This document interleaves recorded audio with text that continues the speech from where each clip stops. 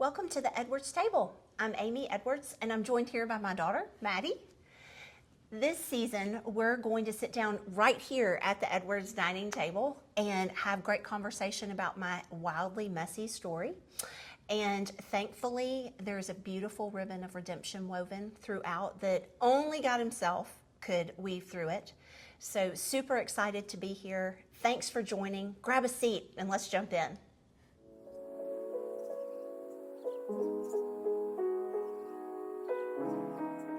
Well, hello everyone, and welcome back to the Edwards Table. We're super excited to have you with us today. Left off last time, we had chatted through middle school and some high school fun, and kind of now we're going to move on to my college years. So I think we kind of touched a little bit on the dating scene and whatnot, and I started dating a boy when I was in high school. And we dated, I think it was like 5 years. We dated, Oh, wow, okay. Yeah, high school and college. There were talks of marriage and ring purchasing, but never giving.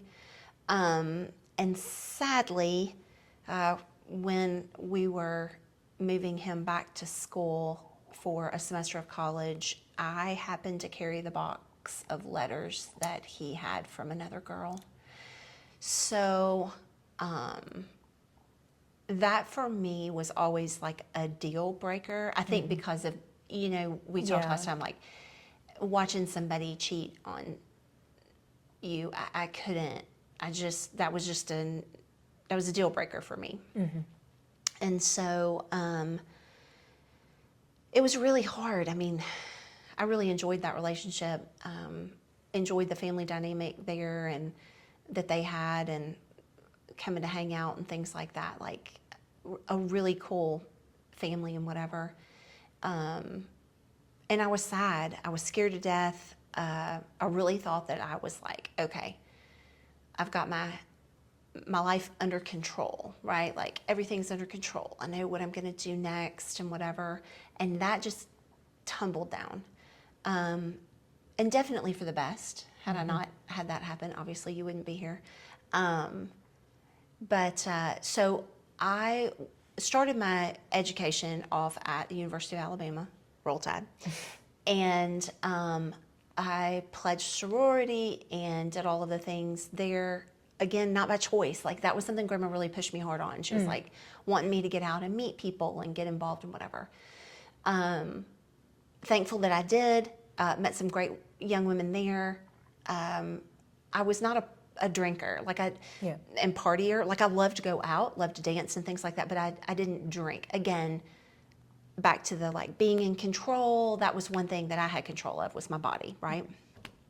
And so had a pretty good time in college, but really didn't know what to do with myself when I got there. Like when it came to my academics and getting work done and truly owning my days and things like that, not partying, mind you, but I came home after that first year of college, I came home on academic probation. And so I think I was rocking under a 1.0 or just out of 1.0. I mean, it was like, really? Did you even go?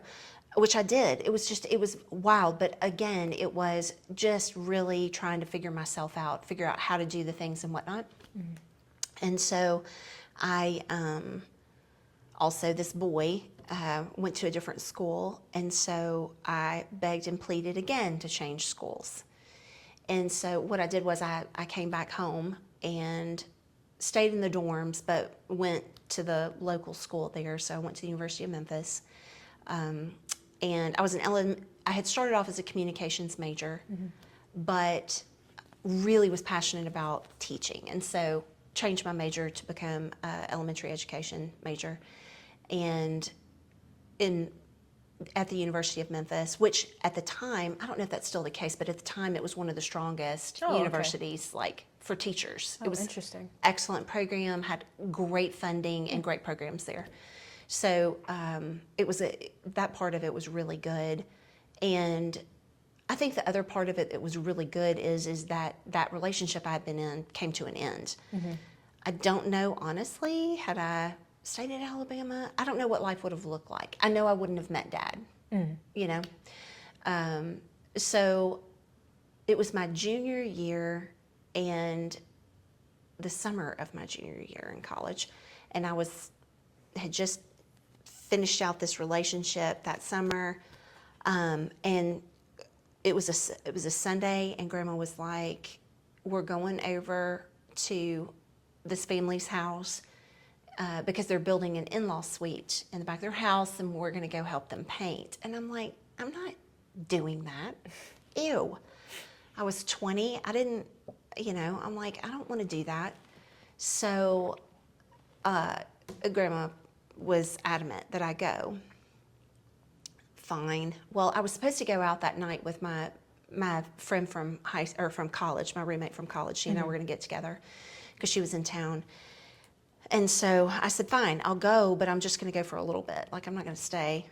And Grandma slipped in something about this boy that was going to be there. And I was like, what actually in the world? Fine. But I literally had just ended this relationship, 5-year relationship, 3 weeks ago. I have no desire. I was super excited about being single. No desire to get to know another guy. So we go over to this place and to this home, and shortly after I walk in the door, Mr. Charles walks up with this fella and it says, "Hey there, sweet thing, can you give this guy a ride home?" And I was like, I did, I think, say out loud, "Are you serious?" And he said, "Well, I gotta get out of here. Can you give him a ride?" And very quickly, this guy, like, we don't even really get introduced. He just turns around and disappears. And I was like, well, I guess so. So I kind of stayed, this is a large house, and there was a pool. It was a pool house for all intents and purposes, and that's what we were out there, painting or whatever. And also, I forgot to say this. So because I was really angry about having to go, even though it was Sunday and I had had my hair done and my makeup on or whatever for going to church, I brushed all of the curl out of my hair. I put my hair up on top of my head in a nasty ponytail. I put on a shirt that actually had holes in it, and at the time that was not cute. A pair of Umbros and a pair of Teva sandals, and went on my merry way. Because I was not about that let's look cute for the boy thing at all. Let's be real. That is the time when boys take notice of girls. Clearly, as was the case here. And so, anywho, so we, Charles does that, and hour or so goes by, and I walk around, and I finally find this guy, and I'm like, "Hey, you're John, yeah?" And he was like, "Yeah." And I said, "Well, if you want me to take you home, I've got to go because I've got a girlfriend that I'm meeting up with tonight." He was like, "Oh, okay." So he grabbed his things, and the family that we were with they were tons of fun, but they had a beer keg out by their pool, and so this fella, big old silo cup, brand new cup full of beer, and I happened to be driving Grandma's convertible that day. Oh dear, no. And he got into the car and set his cup in the floorboard instead of the cup holder, and it spilled. And he had an extra t-shirt that he sopped up the beer with and was very apologetic and whatnot. And I felt bad for him. I really did. That's embarrassing. And so we rode, thankfully, with the top down so it didn't reek of beer, and chatted. So we had to drive 45 minutes to one house for him to pick up his keys that he forgot to bring with him. Nice. And then drive another 30 minutes to the actual house that he stayed at. And over the course of our conversation, I found out he had moved back to Memphis recently, that he was a military, his Navy brat. His dad was in the Navy, and he lived part of his childhood in Memphis, and then they moved to Atlanta. But he had recently moved back to Memphis, and I don't know that he shared much more than that. he was getting into building houses, and that's why he knew Charles. So he had a styrofoam cup when we got to the final destination of dropping him off. Back in the day, we did not have smartphones. We had flip phones, and we had pagers. Yes. So he had a pager and a cell phone. I barely had a cell phone. And he gave me his number, and I gave him mine. And that was on a Sunday. And then the following Wednesday, so I was a camp counselor or a camp director for a summer camp for kids. And we would take the kiddos on buses and go on field trips.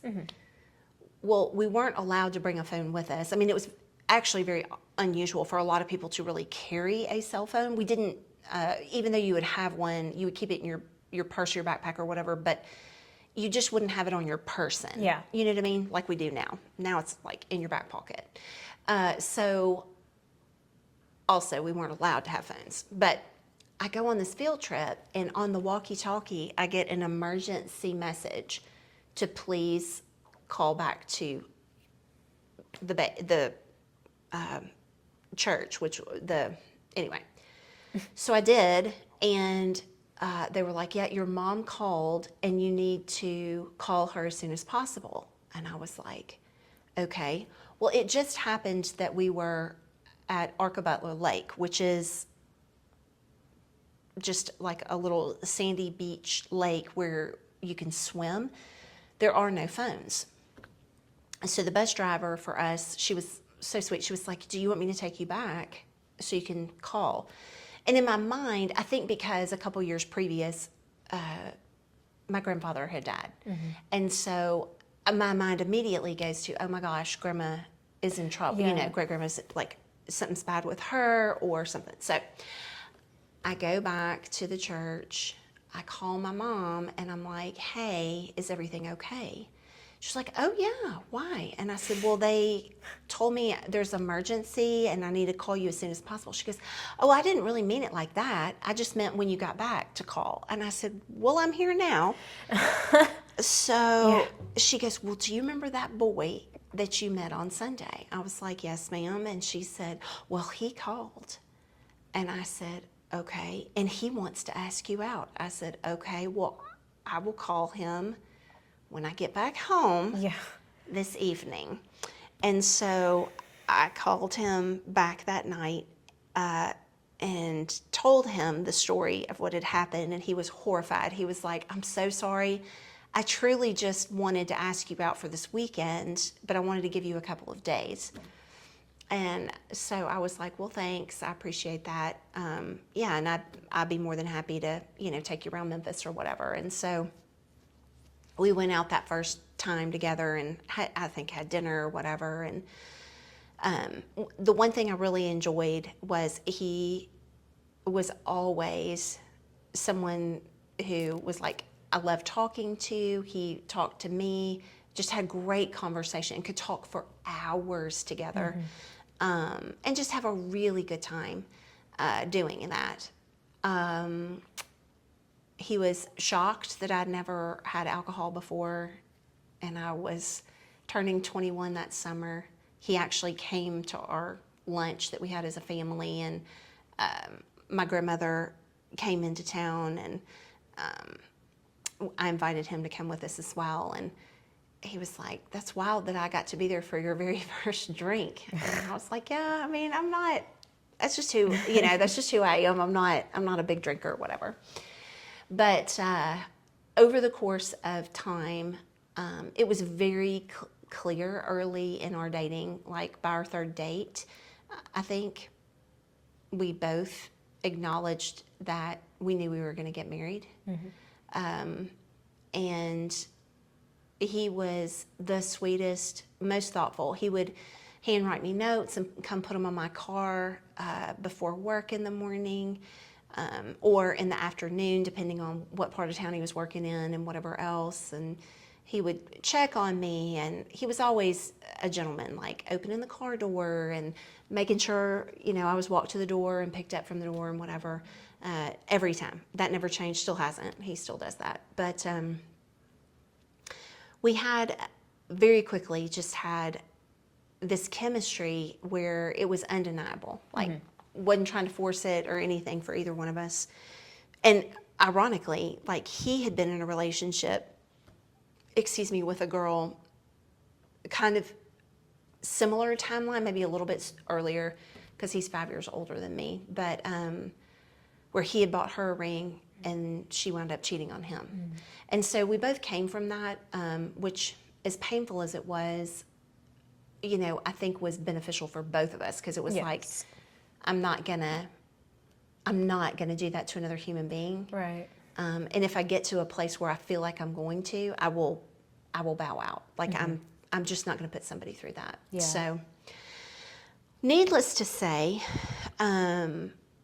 like I mentioned in our last episode, like, as a girl who was dating guys, I was not like sexually active out there doing all the things or whatever. And that changed when I went to college. So I'm not saying it's right. We see one way I'm not like you when I was in college. Correct. Very correct. Still love you, Mom. Yeah. And thankfully, though, too, you don't have the dad issues that I did. And so, sadly, that truly... Do you think that's... Oh, yeah. Like, twofold. One, wanting just to be loved. Last time I said how lonely I was. Yeah. Even though I had people around me, I was still very lonely. So there's a gaping hole in my heart of just wanting a man to love me and to want me. And I was willing to go to any and all realms in order to make that happen. Yeah, I think that's sadly very common in a lot of people who have either only one parent a lot of times, or has abandonment issues. 1,000%. And I totally understand it. Like, I'm certainly not a judge of anyone when it comes to, well, prayerfully anything, but especially for that. Like, that longing and that aching, because it's so powerful to have a mom and a dad who are there for you. Not to say anyone has perfect parents, because we know that's not the case. Right. And having both in your household and having them show up every day, they're there, they love you, they want the best for you, they treat your body respectfully. Like, there's so much that you don't even realize is either there because you have it or is missing because you don't. And certainly at 18, 19, 20, 21, 25, like, you don't know fully, if at all, that is what you're looking for and why you're looking for it. You know what I mean? So as our relationship continued on, we had been dating for quite a while, and we knew we were getting married, but I started not feeling the greatest, and physically my body is a whirlwind of surprises. So in terms of being a girl, no guarantees when monthly things should be coming. I've never had that. Nice. And so I didn't really give it much thought.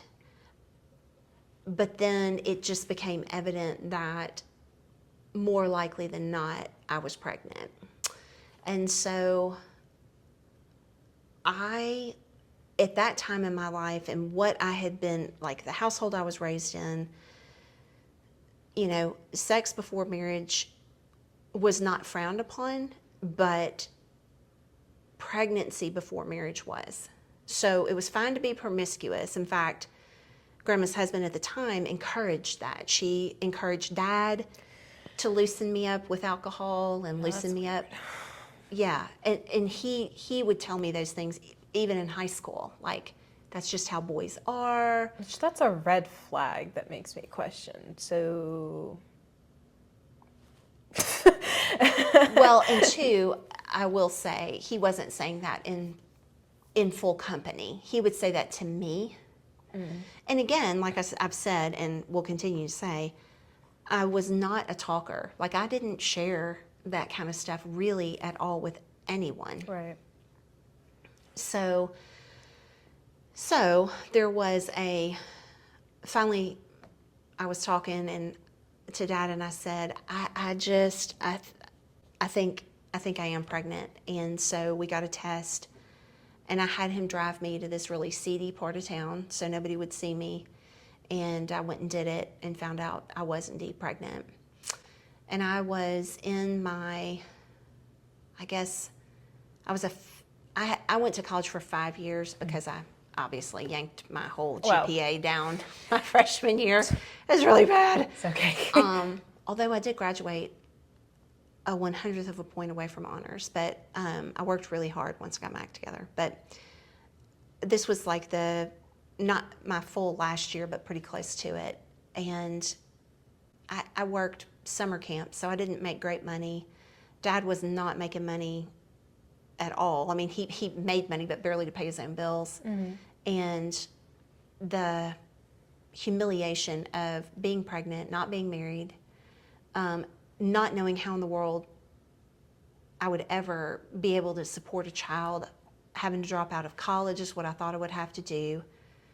In the moment, I was confident I would get kicked out of the house. And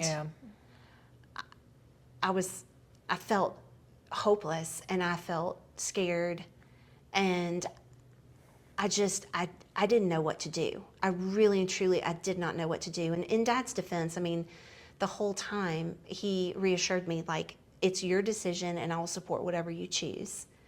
I think if you sat him down and talked to him now, what he would tell you is that was a cop-out, because he didn't reassure me that we would find a way and we would make a way forward and not to worry. Yeah. But I don't fault him in that moment. Like, we were both young and we were both scared to death and literally had no idea how we would make it work and what in the world we would do. Now, I can tell you at the age I am now, having had you and your brother, making it through some wildly difficult times, we would have found a way through. Yeah. 110%. Equally as disappointing and devastating is the fact that the decision I made was to have an abortion. And I mean, back in the day, right? No real computer to go look stuff up. And even if you could, I certainly wasn't going to go Google search that. So we had phone books. So I'm flipping through the phone book. I find a couple of different places that would do it, and called and got an appointment. And I had to go, and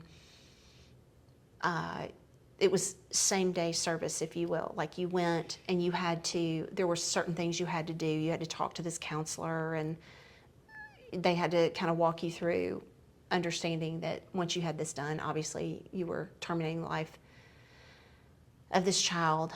And they didn't put it into those words, but I drove by before we had the appointment, just on a different day, and there were people outside protesting because it was an abortion clinic. Yeah. And I personally knew it was wrong. I believed it with my whole heart, knew that it was wrong, knew I was taking the life of a child, and felt helpless and felt hopeless and felt like there was just no way to make it work without losing probably my family.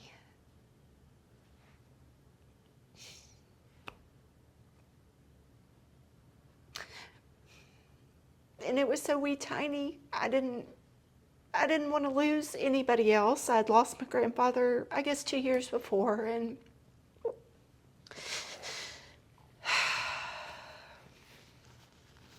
sorry. It's okay. But Take your time. It was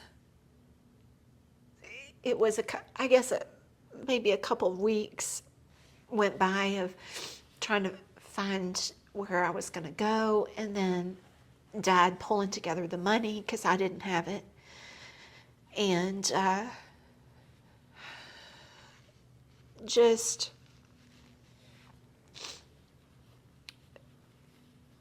knowing that that was what I was going to do and making peace with that in my head.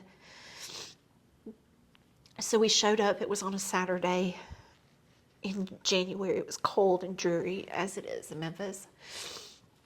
And it was this white 3-story house. And thankfully, there was no one there. There were no protesters there because in the moment, I'm sad there weren't, because if there were, I would have told Dad, let's just leave. And he offered me that option and that opportunity the whole time. And I went inside. He came with me, and I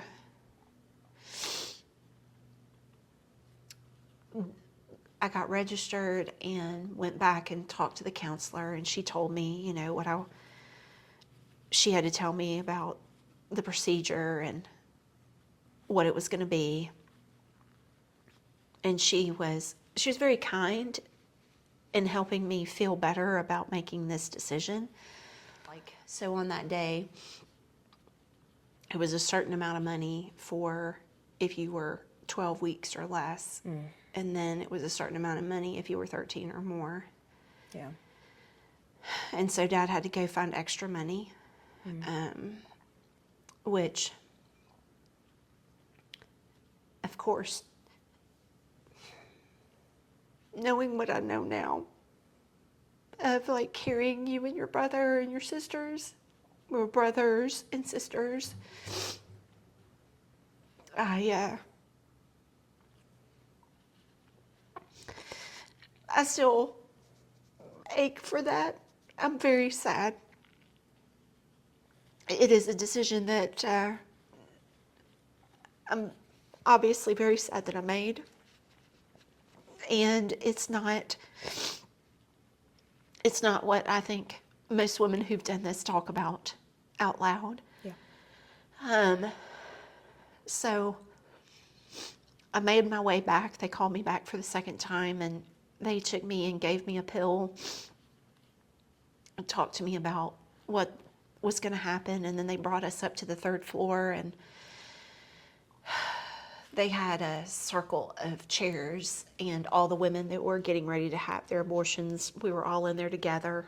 And the nurse talked to us for a little bit. We kind of went around the circle, and if you wanted to share any information, and there were women of all ages and races and reasons. There were women in there that were moms who couldn't afford to have any more children. There were girls that were in my situation who didn't know how to make it happen or how to work it out. And then they put you in this big room with cots, and you waited your turn. And as I walked to go, I got sick on the steps, and they told me it happens all the time, not to worry. And so I lay down on the table, and the doctor came in, and he was very mean and very rough. And I asked the nurse, I guess that's what she was, who was in there, if she would just please hold my hand. And the doctor was very impatient and frustrated because I wasn't relaxing and laying on the table the way I was supposed to. And so he's frustrated with me and very mean. But the nurse was very kind. And the whole time I was laying there, I prayed, and I just asked God to please forgive me for this, and please protect this baby. And I didn't know what else to do. And so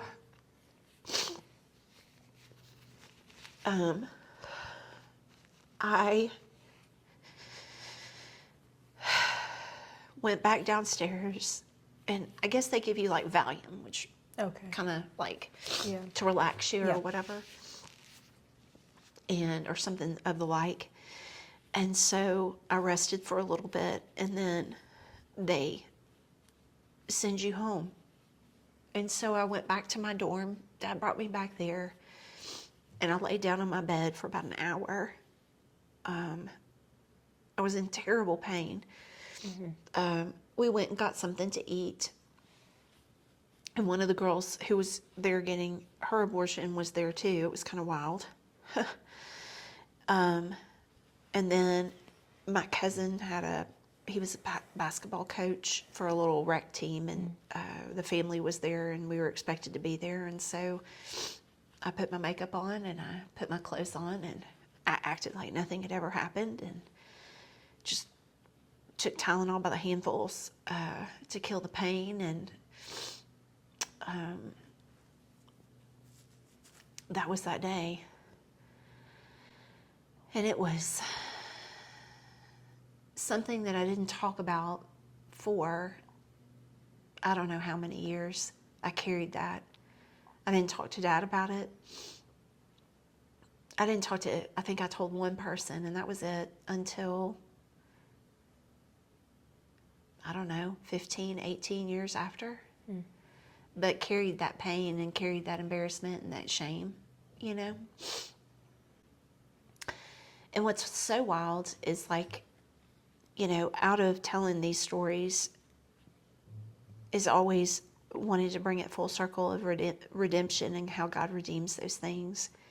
And the beautiful part to that is obviously I have you and Quinn. And Daddy and I have been married over 28 years. So there's a path forward, and there is healing in that. And I think the one thing that I hope for any young woman who is in the situation that I was in, it's not a matter of like you're this horrid person or whatever. You made a choice to have sex before you got married, and you don't see a way out. And in the moment, it feels very hopeless. But the reality is that there's always a way forward that doesn't require having to make that choice. I think one of the saddest things for me is anytime I hear someone talk so callously about an abortion, you know? Yes. Because I don't think we talk nearly enough about what it actually does to the woman who has it. Yeah. For me personally, I think it's wrong. Yeah. And I know from experience, making that decision, no matter what the knowledge is that you have about the child that you're carrying, there are scars and wounds, physical scars potentially, and then the emotional scars Absolutely. are going to be there. Yeah. No matter whether you think abortion is right or wrong, They don't go away. they do not. They absolutely do not. And as a woman with this beautiful gift of being able to carry a child, another human in your belly, there is a bond that happens very quickly, if not immediately, when you get pregnant. And so, yeah, I mean, I don't want to go on and on about, Sure. you know, whether it's right or wrong or whatever. I know in my heart what I know from my own personal experience, and like I said before, I don't wish this pain and struggle. And I'll talk more in upcoming episodes about, you know, that shame and what I did in order to deal with the shame and pain of doing this. But I very quickly took that memory and tidied it up into my little Tiffany box and popped it up on the shelf. And it sat there for years. I left it up there for a very long time. And if nothing else, I guess for today's episode, I know it's somber and not an easy one. That's not our go-to, but that's just a reality of what I've lived. Also, for today's subject matter, I would kind of hope it's not upbeat and cheerful No. after what we just said. No. But as scary as it is for me to talk about, and it's painful, and I think that will always be, because I'm a mom, and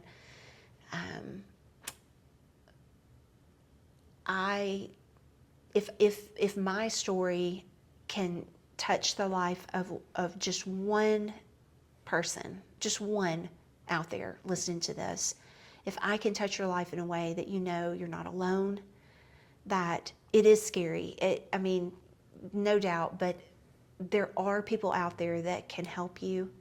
The church, it's our responsibility as church members to be the hands and feet of Christ. And so it's our job to come alongside of you if you're a young woman, pregnant, scared that your parents are going to kick you out or not have you and not support you. Yeah. You Same know, goes for the father too. 100%. And so I just hope that my story is one that resonates with someone out there, albeit maybe it's not that you're struggling with this absolute situation, but maybe you're in another spot of just feeling hopeless and helpless, and that your family is going to abandon you because of a decision you've made or whatnot. I just want to reassure you that you're not alone, and just want to thank you for stopping by, and just remind everyone there is always a seat for you here. So I hope you'll join us for our next episode, and thanks, y'all.